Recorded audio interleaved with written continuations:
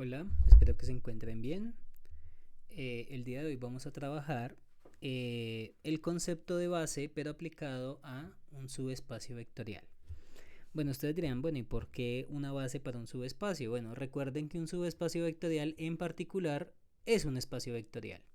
Y por lo que vimos en las clases anteriores, todo espacio vectorial debe tener una base, ya sea finita o infinita.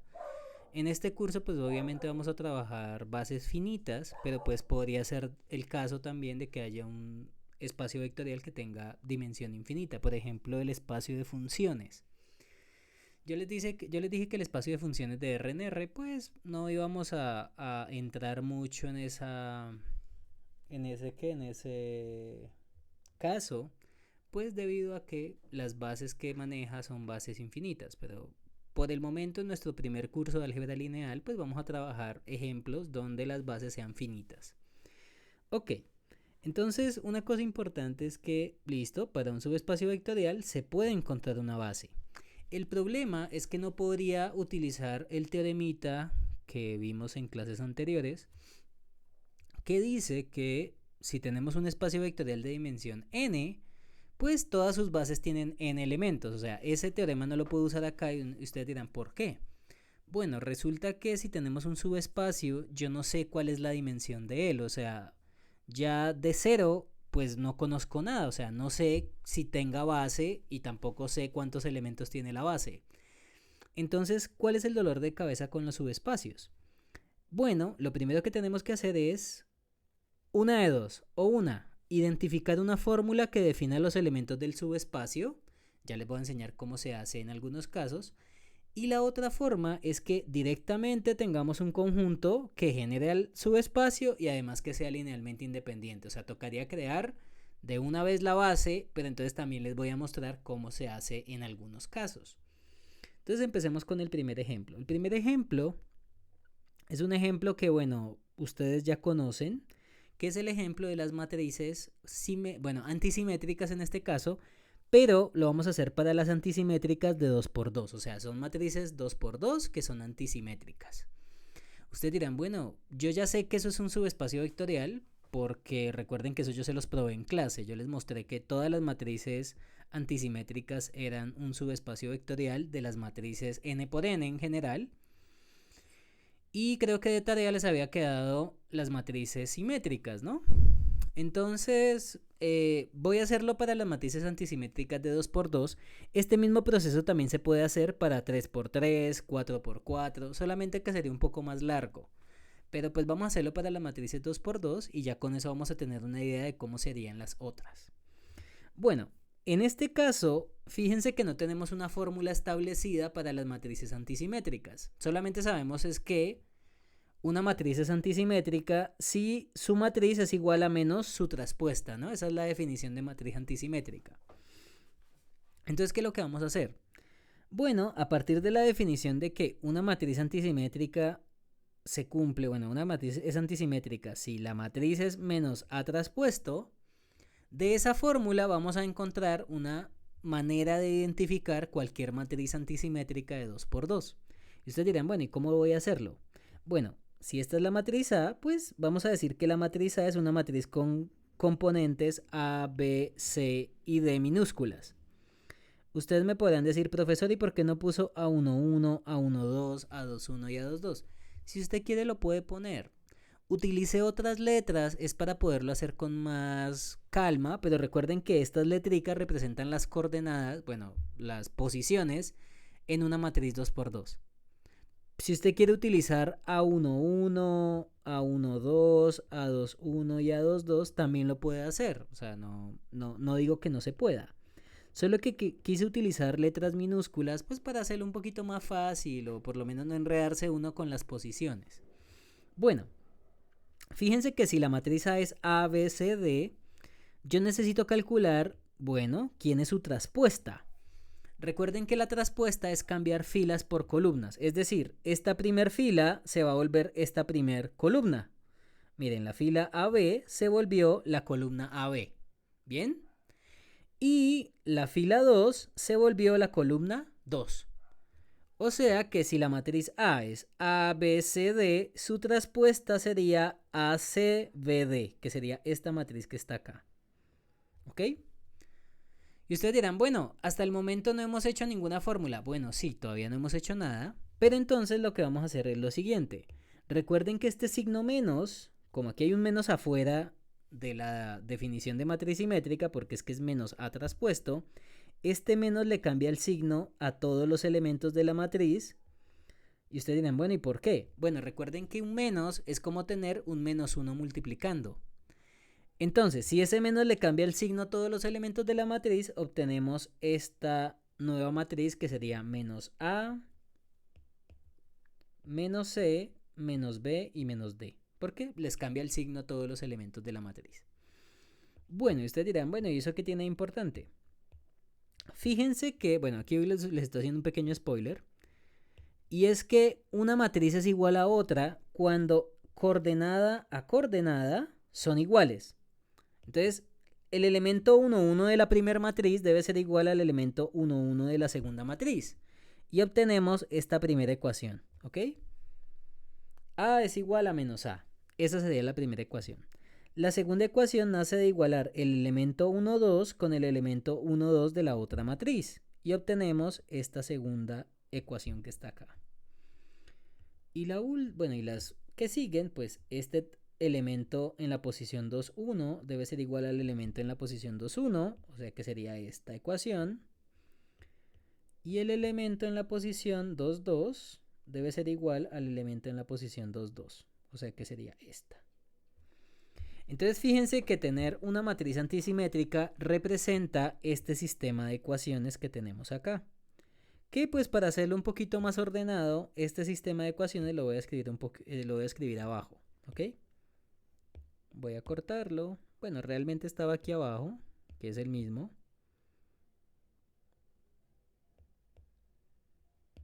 Pero pues voy a dejar el que ya está colorido para no matarme tanto la cabeza. Entonces, este es el sistema de ecuaciones que obtenemos. Ustedes dirán, bueno, ¿y qué estamos haciendo acá? Bueno, ustedes recordarán que estas ecuaciones yo les puedo dar un nombre. Esta podría ser la ecuación 1, la ecuación 2, la ecuación 3 y la ecuación 4. Entonces, vamos a utilizar la ecuación 1. Voy a ponerle así algo con el mismo colorcito que está acá. Esta sería la ecuación 1. Bien. Entonces, fíjense que de la ecuación 1 yo puedo despejar la A y ustedes dirán, bueno, ¿y cómo la despejo? Bueno, este menos A pasa aquí a sumar y obtenemos A más A igual a 0, ¿no? Porque estamos despejando la A a un lado. Si A más A es 0, como la A es la misma variable, pues A más A nos da 2A. ¿Ok? Y si 2A es 0 y despejamos la A, pues obtenemos que la A ¿cuánto vale? Pues en este caso obtenemos que la A vale 0. Y esta sería la primer condición que me genera, identificar que la matriz sea antisimétrica. Ahora vamos a hacer lo mismo pero con la ecuación 4. Fíjense que la ecuación 4 es que D es igual a negativo D. Entonces, de la ecuación 4, si despejamos la D, aquí va a pasar exactamente lo mismo que pasó con la A. Este pasa al otro lado a sumar y te queda D más D, que es esto. D más D igual a 0. Si D más D es 0, pues D más D es 2D. Y de ahí vamos a obtener que la D vale 0. Entonces, esta sería la siguiente condición relacionada a la variable D. Y por último, como para terminar, de la ecuación 3, fíjense que, bueno, realmente de la 3 o de la 2 vamos a obtener lo siguiente. Ya les voy a decir una cosita. Pues si yo estoy diciendo que la C es menos B, pues la C es menos B precisamente. Y ustedes me podrán decir, bueno, profesor, ¿y la ecuación 2 qué pasa? Bueno, la ecuación 2 es exactamente la misma ecuación 3. Y ustedes dirán, ¿por qué? Bueno, fíjense que de la ecuación 2 yo puedo despejar la C y obtengo la misma ecuación de abajo. C es igual a menos B. ¿Ok? O sea que realmente la ecuación 2 y la ecuación 3 son exactamente la misma ecuación. Entonces, como representan la misma ecuación, solamente necesito tomarla una vez, que pues en este caso tomé de una vez la ecuación 3. Bueno, y ustedes dirán, ¿y esto qué tiene de importante? Bueno, recuerden que habíamos dicho que la matriz A, o la matriz de 2 por 2 antisimétrica, tenía elementos bueno, los elementos de la matriz eran A, B, C y D minúscula. Pero por acá ustedes me dijeron que la A minúscula, ¿cuánto valía? La A minúscula, según esta fórmula, es 0, ¿ok? Según la ecuación 1. O sea que de aquí estoy diciendo que este es 0, ¿ok? Fíjense que la B, pues no despejé nada, o sea, la B la dejé quietecita. Entonces la B no se reemplaza con nada. Solamente vamos a reemplazar la A, la D y la C. Y la B queda ahí, pues como una variable, o sea, ahí no podemos decir nada. Fíjense que la C es negativo B. Y por último, la D es 0. Y ustedes dirán, bueno, profesor, ¿y qué tiene de importante haber encontrado que la A vale 0, que la D vale 0 y que la C es negativo B? Pues de esa manera, ustedes recordarán que las matrices antisimétricas de 2 por 2 dijimos que la matriz A era una matriz antisimétrica de 2 por 2 con coordenadas A, B, C y D. Pero resulta que estas coordenadas pues son estas mismas, o sea, básicamente es una matriz donde en la diagonal principal es 0 y el elemento que está acá, si lo comparamos con el que está en la diagonal contraria, pues básicamente es el mismo elemento pero de signo contrario. O sea, esta es una fórmula para las matrices antisimétricas de 2 por 2. Entonces, esta es la parte importante del ejercicio. Esta sería una fórmula para las matrices antisimétricas de 2 por 2. ¿Listo? O sea que básicamente son todas las matrices de 2 por 2 que tienen esta forma. Aquí un número, negativo el número, o sea, si tenemos 1 sería con menos 1, o si fuera un 5 sería menos 5 en la parte de acá. Y en la diagonal principal siempre van a ser ceros, ¿ok? Y por eso es que aquí le pongo que B es un número real, pues porque la B es cualquier número, o sea, ahí en ningún momento me están dando el valor de la B, ¿ok? Bueno, y ustedes dirán, bueno, profesor, ¿y qué tiene de importante que las matrices antisimétricas de 2 por 2 tengan esta forma? Pues podemos hacer algo parecido a lo que habíamos hecho en matrices, bueno, y en vectores cuando hicimos la base canónica, y es que si tenemos una matriz 2 por 2, pues ya nos dimos cuenta que si la matriz es 2 por 2 debe tener esta forma. Si ya es una matriz de 2 por 2 antisimétrica, obligatoriamente tiene la forma de lo que ya encontramos. Y fíjense que el valor de la B, que es el que está aquí multiplicando, bueno, si algo lo podemos poner acá así, B y B, pues yo lo puedo sacar como un factor afuera de la matriz. Y si sacamos la B, pues los coeficientes que quedan aquí y acá, pues serían 1 y menos 1, que son precisamente estos valores. Recuerden que si usted tiene alguna duda de por qué eso es verdad, pues usted puede volver a multiplicar. Recuerde que la multiplicación de matrices es elemento a elemento. Y si multiplicamos la B con todos los elementos de la matriz, pues obtenemos esta matriz de acá, ¿no? Recuerden que multiplicar con 0, pues da 0. O sea que B por 0 es 0, B por 0 es 0 en la diagonal, B por 1 es B y B por menos 1 es menos B.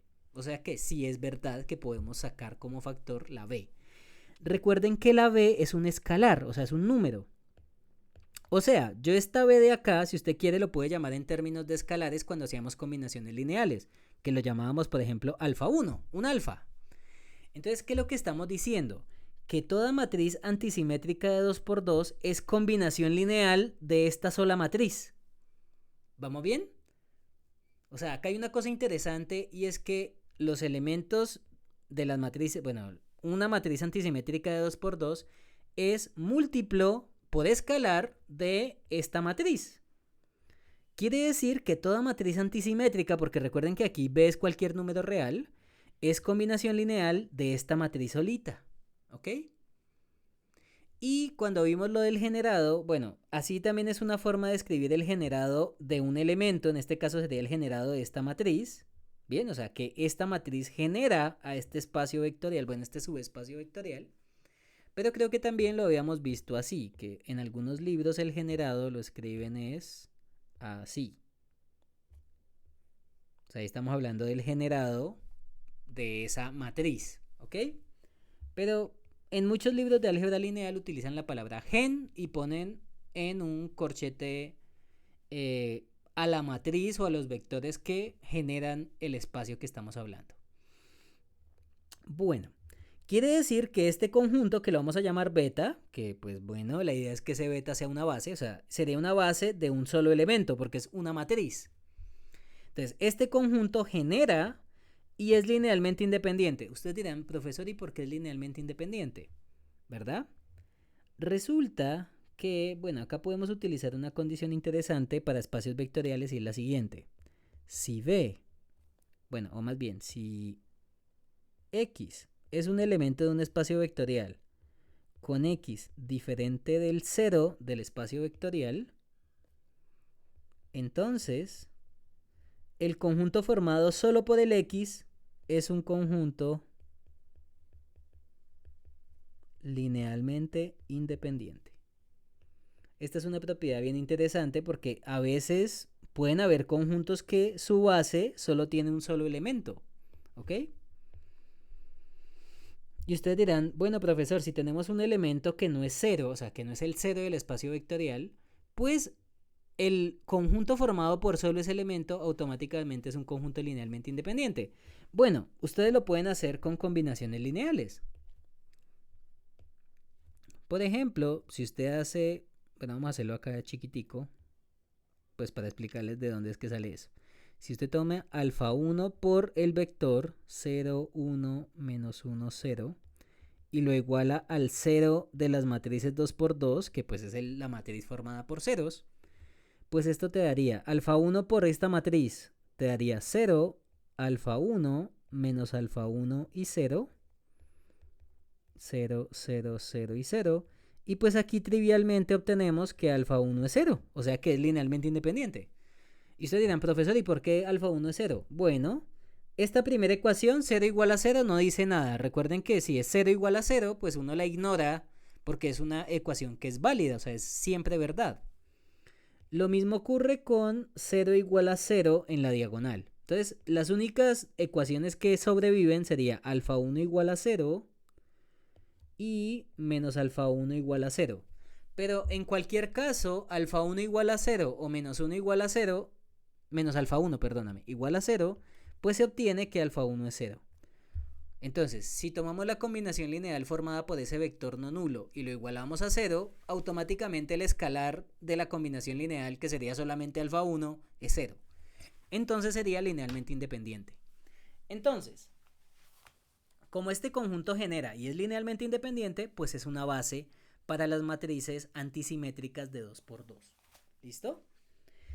¿Eso qué quiere decir? Pues quiere decir que las matrices antisimétricas de 2 por 2 son un espacio, bueno, un subespacio vectorial de dimensión 1, porque la base que encontramos tiene un solo elemento.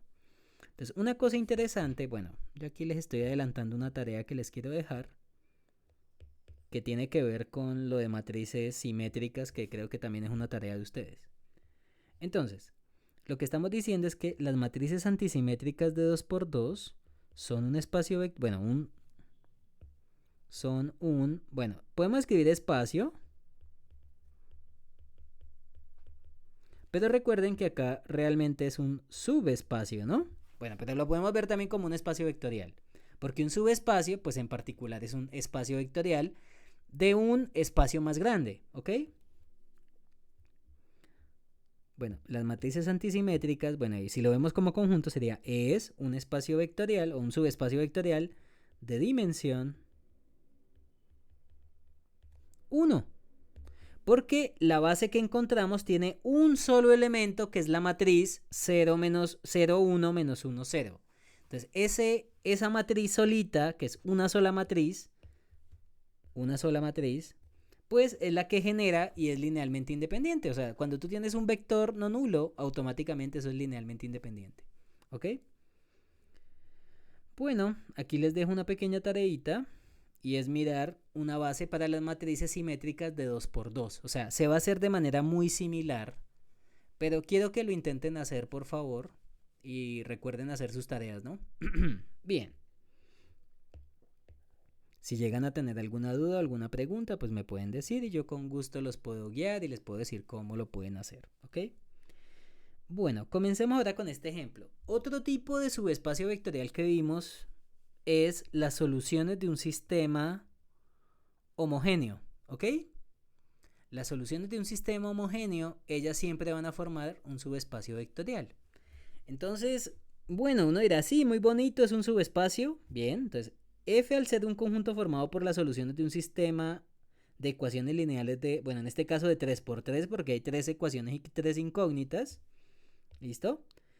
Se tiene que F es un subespacio vectorial de R3. Perfecto, eso lo hicimos en clase. Entonces la pregunta es, bueno, ¿cómo calculamos una base? Porque si es un subespacio debe tener una base.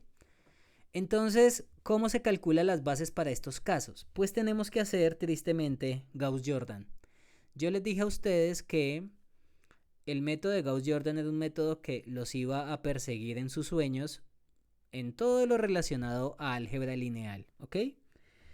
Entonces, bueno, incluso en cálculo 2 también, cuando vean integrales, también van a ver el método de Gauss-Jordan cuando hagan fracciones parciales, por ejemplo. Hay profesores que lo explican usando Gauss-Jordan. Entonces, este es un método que va a estar anclado a cualquier cosa que se pueda ver como un sistema matricial, ¿ok? O un sistema de ecuaciones lineales. Bien. Entonces, recordemos que pues el sistema de ecuaciones que me dieron es este, o sea que ¿qué nos toca hacer? Solucionarlo. O sea, para calcular la base tengo que solucionar el sistema de ecuaciones que me dieron, que en este caso pues es el sistema que estaba arriba, que era este que está acá.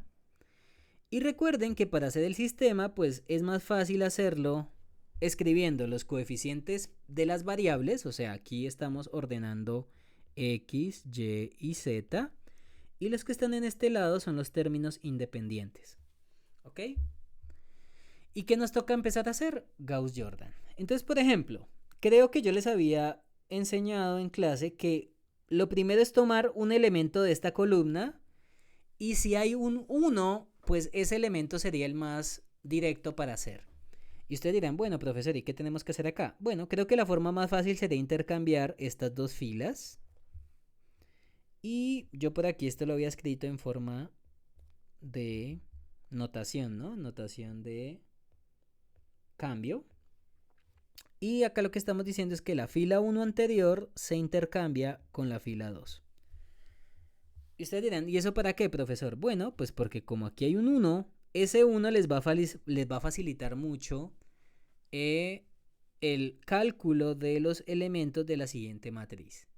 Entonces, ¿qué es lo que vamos a hacer? Vamos a tomar ahora, como ese es un 1, recuerden que ahora lo que queremos hacer es que con este 1 que está acá, quiero volver 0 todos los que estén por debajo. Pero bueno, si hay uno que ya es 0, quiere decir que solamente tengo que volver 0 al elemento que no es 0. ¿Y eso cómo lo haríamos? Bueno, vamos a pensar acá. Entonces, ¿por cuánto debo multiplicar el 1 para que al sumárselo con el de abajo me dé 0? Entonces, como tengo que multiplicar al 1 para que se cancele con el 3, pues es el mismo 3, pero de signo contrario. O sea, tengo que multiplicarlo por negativo 3. Y eso es precisamente lo que pongo acá. Entonces, fíjense que, recordando lo que habíamos visto, esto que está acá hace el papel de la fila 1. Entonces, esta es la fila 1. La estoy multiplicando por negativo 3, eso es lo que estoy diciendo acá. Y se la voy a sumar a la fila 2, porque es el elemento que necesito eliminar y el elemento que necesito eliminar está en la fila 2. Entonces, este que está aquí, este sería la fila 2. Y pues bueno, yo por aquí ya les empecé a hacer los cálculos y quiero que los verifiquen. Pero entonces lo que estamos haciendo acá es ¿qué operación? Estamos tomando la fila 2. Estamos haciendo la fila 2 y le sumo menos 3 veces de la fila 1. ¿Listo? Y se los voy a poner acá con color para que se den cuenta qué fue lo que pasó. Este es el menos 3, que fue el 3 que multiplicó. Y el otro es la fila 1. Recuerden que usted lo puede hacer así. Si usted lo aprendió de algún otro lado, multiplicando y sumando, hágalo. Pero si lo hace de manera utilizando las filas de la matriz ampliada que tiene acá, yo creo que así usted no se va a enredar tanto y va a poder hacer los cálculos directamente. ¿Listo? Entonces recuerden que aquí el menos 3 multiplica cada uno. O sea que obtenemos menos 3, 6 y 0. Y luego este resultado se suma con esto y obtenemos este resultado. Y este resultado lo vamos a poner en la fila donde yo quiero volver 0 el 3. O sea que el resultado lo tengo que poner en la fila 2. Entonces esta misma operación es la que vamos a poner en la nueva fila 2 de la matriz siguiente. Entonces eso lo voy a escribir acá. Entonces esta matriz de dónde resultó, porque ustedes dirán, uy, ese 0 de dónde salió. Bueno, pues eso resultó de hacer la operación que hicimos ahorita. Y recuerden que esta notación aquí está indicando las filas de la matriz anterior. Y esta sería la fila 2 nueva. ¿Ok? O sea que la fila 2 nueva es precisamente esta fila que está aquí. 0, menos 1, 5 y 0. Mírala. 0, menos 1, 5 y 0. Entonces, esa fila que está ahí es el resultado de multiplicar la fila 1 anterior por menos 3 y sumárselo a la fila 2. Y ese resultado lo ponemos en la fila 2 de la nueva matriz. Bueno, ustedes dirán, profesor, entonces el siguiente elemento, como este lo volvimos, con este 1 volvimos 0 los que están acá, recuerden que ahora ustedes se mueven por la diagonal. Entonces, con el siguiente elemento que voy a trabajar es con este menos 1. Pero yo les he dicho a ustedes que pues para trabajar con más tranquilidad podemos convertir este menos 1 en un 1. Y para volverlo, pues si tenemos un número y lo queremos volver un 1, pues como en este caso es menos 1, creo que la forma más fácil es hacer lo siguiente. Tomar la fila 1 anterior y multiplicarla por menos 1 toda la fila. Y esa sería la fila 1 nueva. Entonces la fila 1 nueva es multiplicar por menos 1 la fila... Perdóname, fila 1 no, la fila 2. Qué pena con ustedes. Aquí es fila 2 y aquí es fila 2. Entonces, si multiplicamos por menos 1 toda esta fila, pues obtenemos esta fila de acá. Y fíjense que la fila 1 y la fila 2 no cambian, se quedaron quietas. Pero bueno, ahora vamos a tener un pequeño dilema y es que ahora tengo que mirar por cuánto debo multiplicar el 1 para que se vaya el 1 que está arriba, porque acá se suma, y creo que tendríamos que multiplicarlo por menos 1, ¿no? Entonces voy a escribirles acá menos 1. Y por otro lado, también tengo que mirar este 1 por cuánto debo multiplicarlo para que al sumarlo con el de abajo se vaya, se desaparezca ese 2. Pues en este caso tendría que multiplicarlo por menos 2. Bueno, y ustedes dirán, profesor, ¿y qué cálculos fue los que hizo ahí? Pues vamos a ver. Entonces, fíjense que aquí en este caso la fila que va a cambiar es la fila 1. Y lo que estoy haciendo es a la fila 1 le estoy sumando menos 1 veces la fila 2. Y ya le voy a poner colores. Y en la otra es la fila 3 la que cambia, o sea que sería fila 3 más menos 2 veces la fila 2. Entonces, este menos 1 que está en color rojito, que está en color verde, pues es ese menos 1. Y el menos 2 que está multiplicando la fila 2, pues sería el de abajo. Y ahora pues pongámosle colorcito. Entonces a este le voy a poner de color naranja, que sería la fila 1, que sería esta. A la que está aquí abajo le voy a poner por ejemplo color azul, que es la fila 3. Esta es la fila 3, esta es la fila 3. ¿Sí se dan cuenta? Y la fila 2 en este caso, pues si quieren la ponemos de amarillito para que quede bonita. Fila 2. Fila 2 y la fila 2 es la que está en color amarillo. Y de nuevo pues tenemos que hacer algunos cálculos, ¿no?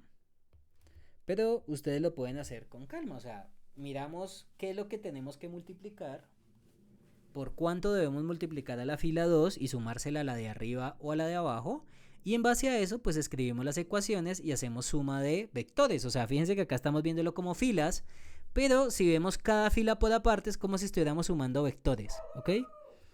Entonces en este caso, si hacemos las multiplicaciones, menos 1 por el primero, menos 1 por el segundo, menos 1 por el tercero y menos 1 por el cuarto, obtenemos esto, ¿verdad? Y si sumamos los dos vectores, pues 1 más 0, 1, 1 menos 1, 0, menos 2 más 5, 3, y 0 más 0 es 0, ¿ok? Y lo mismo hacemos con la otra operación, que sería de nuevo multiplicar el menos 2 con cada uno, porque así es la multiplicación por escalar, y te daría 0 menos 2, 10, menos 2 por menos 5 te da menos 10, 10 positivo, perdón, y menos 2 por 0 pues te da 0. Y al sumarlo, mira que me da una fila que es solamente de ceros. Entonces, ¿qué es lo que vamos a hacer? Pues vamos a escribir la siguiente matriz resultante y ahí en ese caso va a cambiar la fila 1 y va a cambiar la fila 2. Entonces, en este caso, vamos a ponerla acá. Este resultado lo vamos a poner en la posición de la fila, pongámoslo con rojo. Esta posición, este valor, lo vamos a poner aquí en la fila 1, que fue el resultado. Y la última, que la vamos a poner por ejemplo de color rosadito, esta, la vamos a poner en la posición de la fila 3. Recuerden que estos cálculos pues no es obligatorio que los escriban, o si usted se lo sabe hacer de memoria y multiplicar directamente, hágalo. Yo lo estoy haciendo directamente para que se den cuenta que también hay otras formas de hacer las cosas. Pero no quiere decir que lo tienen que hacer así, ¿no? Pues de todas maneras cada uno de ustedes piensa diferente, ¿no? O sea, yo no puedo obligarlos a pensar de la misma forma que pienso yo. Pero de esta manera es un poquito más ordenado y creo que así uno no se enreda tanto. Ok, entonces acá lo único que falta pues es escribir de dónde fue que salieron esas filas. Entonces aquí cambió la fila 1 y bueno, aquí fue fila 1, espérate, me acuerdo, fila 1 menos 1 fila 2. Ah, bueno, voy a borrarlo de acá, espérate. Voy a copiar estas dos cositas, que pues estas son las precisamente lo que tengo que hacer entre las filas. Espérate, lo voy a poner por aquí en un ladito. Acá. Acá. Y lo único que falta pues es indicar en dónde se escribe la fila, o sea, ese resultado en qué fila se escribe. Pues el primer resultado es en la fila 1 y el segundo resultado es en la fila 3. ¿Listo? Entonces aquí es bien interesante porque aquí ya solucionamos el sistema. Miren que la matriz que está acá, esto es una matriz escalonada unitaria. ¿Por qué? Porque recuerden que los unos van por la diagonal, pero ya aquí ya no aparecen más unos. O sea, ya la matriz no se puede hacer más cosas. O sea, no se puede seguir haciendo Gauss-Jordan. Si nos devolvemos a las variables originales, recuerden que acá esto era x, y, z y por acá término independiente. Pues la primera ecuación que no es cero, recuerden que la ecuación que tiene ceros, uno realmente lo que hace es ignorarla, ¿no? O sea, esta ecuación la ignoramos, no me importa, y solamente me quedo con las que están arriba, que tengan un coeficiente diferente de 1. Entonces la primera ecuación sería x por 1, x, y por 0, 0, o sea que la y no la cuento, y z por 3 más 3z. Entonces la primera ecuación es x más 3z igual a 0. Que es precisamente lo que está acá, ¿ok? Y la segunda ecuación, si la leemos de la segunda fila, 0 por x, 0, o sea que la x no la estoy contando, y por 1y, z por menos 5, pues menos 5z igual a 0. Entonces y menos 5z igual a 0, es la otra ecuación. Y fíjense que de aquí podemos despejar la x y la y en términos de z. Ustedes dirán, venga profesor, ¿por qué es importante hacer Gauss-Jordan si hay otros métodos también para solucionar? Resulta que si ustedes hacen Gauss-Jordan, pues de una manera ordenada, ustedes siempre van a poder despejar las variables que tienen el 1, ya sea en la diagonal, y escribirlas en términos de las otras variables que estén después del último 1. Fíjense que acá el último 1 estaba acá, ¿no? Entonces quiere decir que la x y la y se pueden escribir en términos de la z, ¿ok? Usualmente ocurre eso. Entonces, acá hay una cosa importante y es que de la primera ecuación obtenemos que la x es menos 3z y que la y es 5z. Entonces, este lo voy a poner un colorcito. Pongámosle un color especial que no hayamos usado arriba. Pongámoslo, por ejemplo, de azul claro. Este lo voy a poner de azul claro. Y este lo voy a poner de... puede ser de... Bueno, utilicemos el naranja. Entonces ustedes dirán, bueno, ¿y qué tiene que ver? O sea, ¿para qué me puso a solucionar este sistema de ecuaciones, profesor? Bueno, esta sería la solución, o sea, ya sabemos que este sistema tiene infinitas soluciones, ¿no? Porque la x, la y y la z, pues no fueron cero, o sea, para que la solución fuera única, pues me tendría que dar un solo valor, y si es un sistema homogéneo, la única solución sería 0, 0, 0. Entonces, ¿qué es lo que pasa? Si tenemos un punto con coordenadas x, y, z que cumple la ecuación, pues si eso ocurre, la x, fíjense que aquí estoy diciendo que la x vale algo, que en este caso la x sería menos 3, la y valdría 5z, y fíjense que la z, pues en las ecuaciones que están acá, la z no aparece, o sea que la z se queda quieta. Y ustedes dirán, profesor, ¿y por qué eso es importante? Bueno, resulta que como la z se queda quieta, yo de aquí puedo sacar como factor común la z. O sea, el vector quedó todo en términos de la z. Entonces puedo sacar a la z como un factor común y obtenemos el vector menos 3, 5, 1. Y lo que quiere decir es que cualquier vector que sea solución de ese sistema de ecuaciones homogéneo, pues es combinación lineal, o bueno, se puede ver como un múltiplo de este vector. Quiere decir que f se genera a partir de ese vector, que pasa algo parecido a lo que hicimos ahorita con las matrices antisimétricas. Bueno, si tomamos como base el conjunto formado por solamente el vector menos 3, 5, 1, pues ya mostramos que genera f porque básicamente es la solución del sistema de ecuaciones, o sea, sale de la solución del sistema de ecuaciones, entonces genera f y es linealmente independiente pues porque es un vector no nulo, este vector es diferente del 0 vector en R3 y pues por lo tanto esto sería una base para el espacio f. Entonces chicos, creo que algunos ejercicios del taller se hacen de manera muy similar. De todas maneras, ustedes saben que pues me pueden preguntar si llegan a tener alguna duda. Espero que se encuentren muy bien. Bendiciones.